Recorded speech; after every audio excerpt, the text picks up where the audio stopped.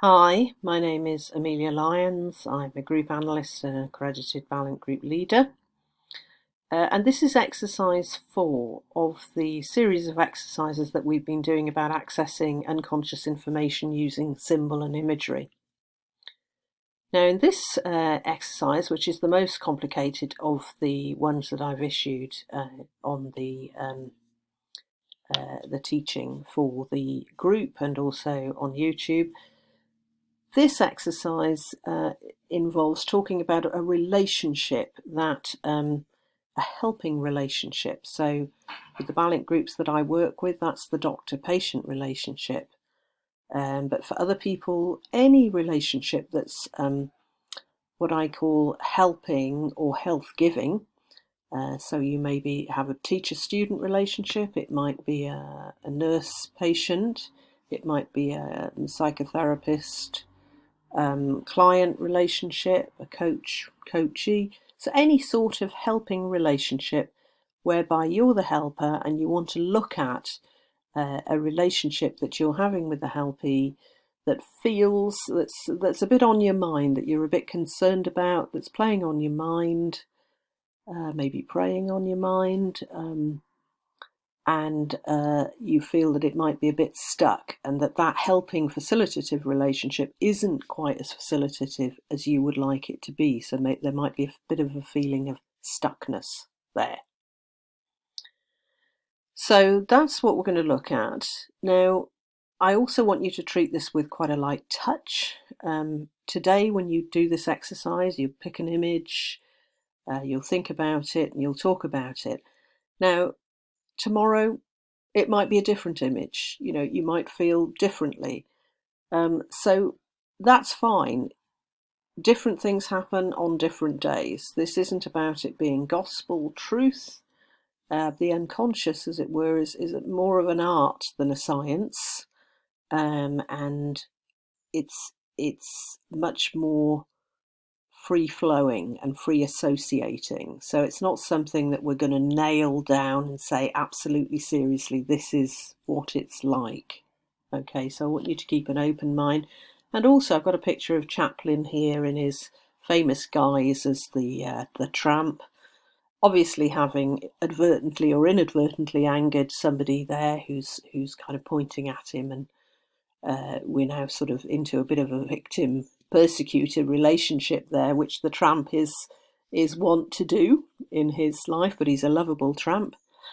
And there you have the sort of the beginnings of a sort of pattern that's beginning to be set up, and there, as you can see, then both in the Hall of Mirrors, and that's symbolic, I think, in relation to we go about life, we project all kinds of images out of ourselves and get different ones reflected back via other people, different aspects and elements of ourselves.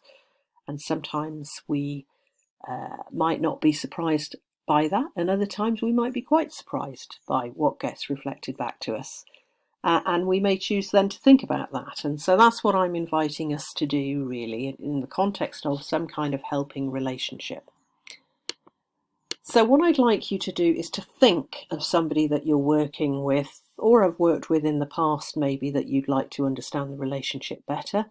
But to think of somebody, I'll imagine that for the moment that you're working with them in the present, that you may feel a bit frustrated with, a bit preoccupied with, preying on your mind. Not easy to let go of it. So take your time and let them come to your mind. Let them come into your mind now. Think about them now.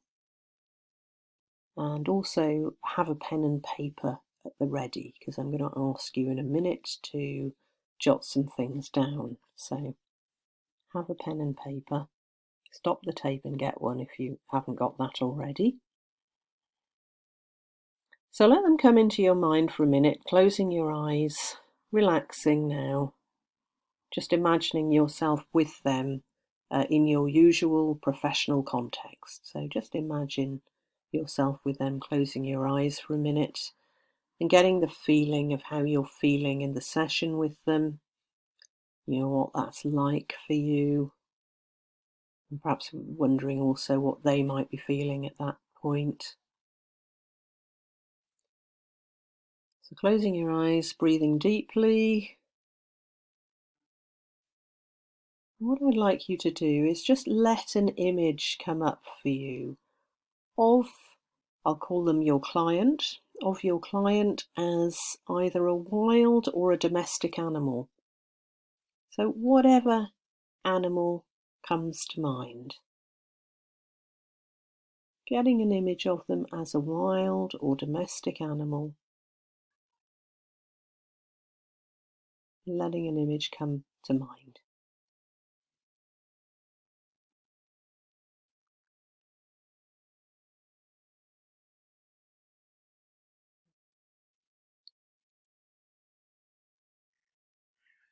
If you can't think of one, I'll give you some images. Here's some images of some animals, and perhaps one of those might remind you of the person that you're working with at the moment. So you could use one of those as a working image if you can't think of one for yourself at the moment. Sometimes, some days it's easier to think of them than others. So once you've got that image in your mind, have a think about what they're actually doing. So, for example, if we think about the animal, say a domestic animal, or are they curled up by the fire at home? Or if they're a wild animal, are they out on the savannah hunting prey? Are they in the jungle, up a tree? What are they doing? Okay, so get a picture of now them as the animal, and actually what are they naturally doing in their habitat. So getting a sense of that. As you get a sense of that, I now want you to stop the tape and write down spontaneously what they're doing, and also sketch it out a bit. So sketch up a small picture for just a few minutes, getting a sense of them, their wild or domestic animal in their habitat, just doing something natural to them. All right, so stop the tape and do that now, and then start the tape again when you're ready.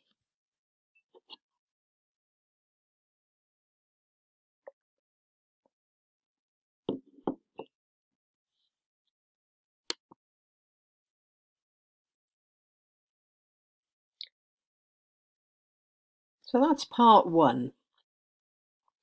And that immediately gives you a sense of, and it may give you a deeper sense of what the person that you're working with is like, and giving you a sense of something about their character in a little bit more depth and a little bit more insight.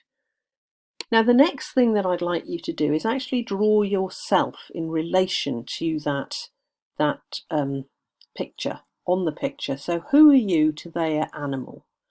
So if their animal is curled up in front of the fire, where are you in that picture? Are you the armchair? Are you the fire? Are you another cat curled up by the fire? Are you standing at the door? Are you the doormat? So where are you in that picture that you have drawn and thought about and written about? So again, allow that to emerge spontaneously, and write it down spontaneously, and then draw yourself also into the picture. So bring yourself into that picture, and you are in that picture somewhere. So just let that come up for you. Again, you can stop the tape and just write spontaneously about that and getting yourself into the picture, and do that for a few minutes as well. So stop the tape and carry out that bit of the exercise.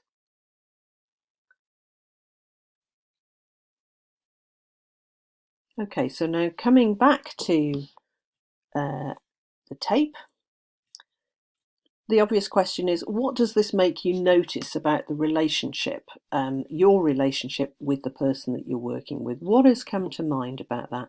And again, without trying not to be too judgmental about this, try to keep a light touch, a humorous touch, and not judging yourself sort of harshly, just trying to drop the judgment, because that will get in the way of the insight and the information that's coming up for you. So what is it making you reflect on and notice?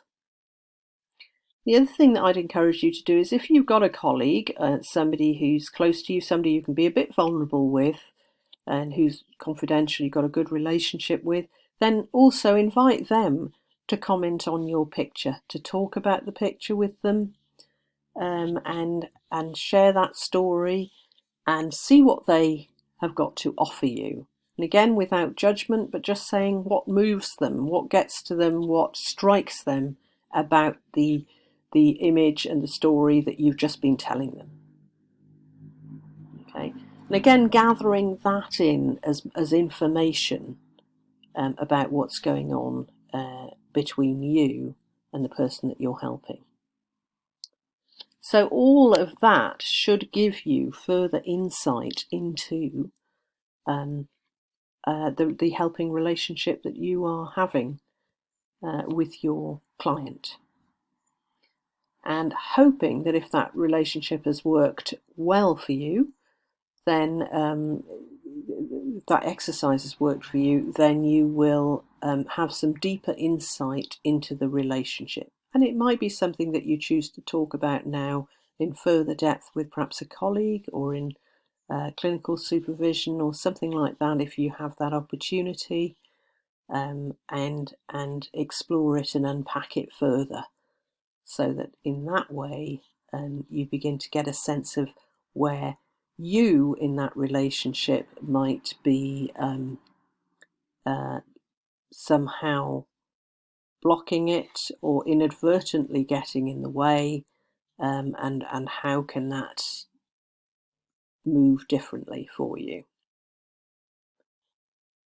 So the focus is on returning to that sort of beneficial, health-giving relationship that you have with your client. But what that it means before you do that is almost a kind of zigzag shape, where you actually have to go into the relationship and explore it in real depth in order to come out again and be more objective about what's going on. So if this has affected you, then make sure you have a colleague that you can debrief with. And if it hasn't affected you, then you probably haven't done the exercise hasn't worked very well for you today. Tomorrow might be different. Thank you.